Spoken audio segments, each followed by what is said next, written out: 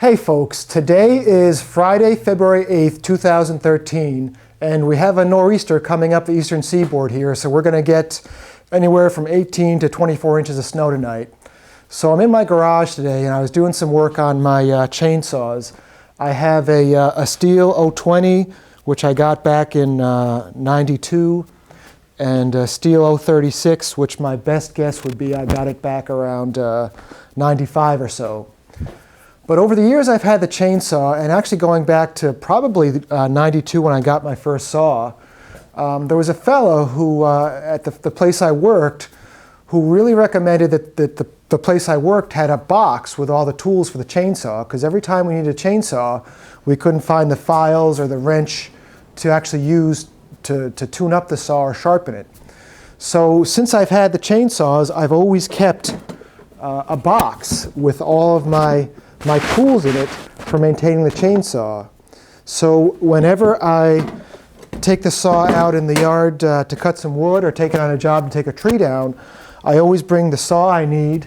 I carry my saws and I have nice orange steel carrying cases. I bring my chainsaw box, which I'll show you what's inside, and then I bring the oil and the gas, and that way I'm pretty much good to go no matter what happens. And we all know that things can happen when you're out in the field. You can take care of it. So today what I'd like to do is just go ahead and show you what's in my chainsaw toolbox. So I have pretty much everything I need to fix the saw or sharpen the saw on the job. So let's move the camera and we'll show you what's in the box. So here's our toolbox, and let's open it up and see what we have inside. The first thing I have is this tool here, and this is what you're going to be using whenever you need to take the bar off. It's got the right size wrench for the bar, and it's also got the size for the spark plug as well. And I know there's a name for this tool, but I can't remember it. For the 020, what I end up using is this ratchet right here. This is the ratchet that I know is the right size for the nut on the 020.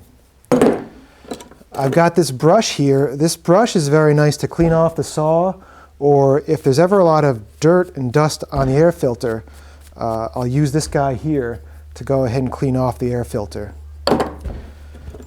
This here is a putty knife. It's a small putty knife, but what I use this for is to clean the groove in the bar. I didn't realize you were supposed to clean that groove in the bar until one time my saw kept overheating, the chain kept overheating. And the fellow at the repair shop said, you know, you really need to when you change your chains, you need to take this tool or putty knife and clean the little groove on top of the bar. So this is something that whenever I have the chain off, I just automatically take it out and clean off that groove in the bar. This is basically just a tool that's used to clean your files. I know you can certainly bang them into the ground, but I also, you can just take this tool and you can rub it against the file. It's a very handy tool to have. I have an orange magic marker, and this magic marker, I mean, God, I think this is like 15 years old. And I remember I used to, when I was trying to learn how to sharpen a saw, I'd always start sharpening the saw, and I could never figure out where I started, because sometimes it's so hard to see. So now, whenever I'm going to sharpen a chainsaw, I'll take out my orange magic marker and I'll just hit the top of the tooth there. So as I'm working my way around the chain, I know where I started.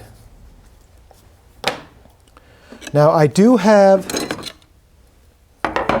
let's see, I do have two files. This is my larger file that I use for the 036. Which is a 7/32 file, and then this is the smaller file that I use for the 020, and this is I believe this is a 5/32. It does a really nice job giving you a nice sharp edge on this chain. So I know some people are big on sharpening only with the files. I'm still not quite there yet, so sometimes if I need to do a touch-up, I do have my little cheaters here where you just basically take these guys and you can hold them on top of the saw. That's the wrong size. You can take these guys and you hold them on top of the saw, and that's what you can use to get your angles back and get your depth right on the tooth. I'm getting very close to being able to sharpen using just a file, but we're still just not quite there. Then what I've got is I've got my screwdriver here, which is used to loosen or tighten the chain tension, and there's also a screwdriver on this. I have the depth gauge tool in the box, but I'll be honest, I pretty much never use this tool. What I usually do is I just kind of see how the chain is feeding. If it's not really aggressive enough, I'll lower my depth gauges, and if it's too aggressive, I'll just kick myself for having gone too far lowering them, and pray I don't hurt myself with kickback because it's too aggressive. And then this is a tool which is called a Stump Vise. And this tool is nice because what you can do with this guy, and I guess it's a Stump Vise because you're supposed to use it when you're out cutting, and you can bang this into a stump, and then what you can do is just tighten the blade down so it doesn't move. But sometimes, I mean, I have a vise on the workbench now, but if I'm putting the chainsaw on the back of the truck or something, it's really nice to have this Stump Vise right at the tip of the bar. So that way, as you're sharpening, you're not fighting the saw. You're not fighting the saw trying to get the right angle on there. It's that much more. I don't think I've ever actually used this Stump Vise in a stump, but it is a very handy tool to have to hold the saw.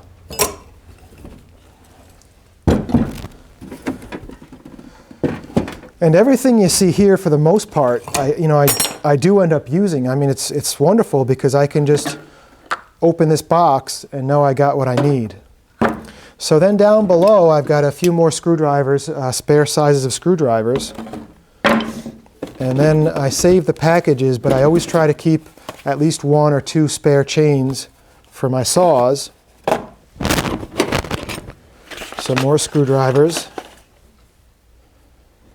Oh, and I didn't show you this. This is my flat file for the depth gauges.